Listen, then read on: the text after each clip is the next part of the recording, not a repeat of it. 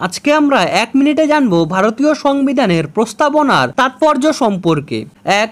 সংবিধানের কোনো শব্দের বা বাক্যের অর্থ যদি অস্পষ্ট মনে হয় তবে প্রস্তাবনার সাহায্যে ওই শব্দের বা বাক্যের অর্থ স্পষ্টভাবে ব্যাখ্যা করা যায় ও সন্দেহ দূর করা যায়। 2. প্রস্তাবনায় ভারতীয় সংবিধানের লক্ষ্য ও আদর্শ বর্ণিত আছে। এই কারণেই অনেকে প্রস্তাবনাকে ভারতীয় সংবিধানের প্রাণ বলেছেন। প্রস্তাবনা সংবিধানের উৎস তথা আইনগত ও নৈতিক ভিত্তি সম্পর্কে ইঙ্গিত দেয়। 4. প্রস্তাবনা আমাদের সংবিধান রচয়িতাদের উদ্দেশ্য বুঝতে সাহায্য করে। 5. প্রস্তাবনায় ভারতীয় সংবিধান গ্রহণের তারিখ সম্বন্ধে জানা যায়। 6. প্রস্তাবনার নৈতিক গুরুত্ব অপরিসীম।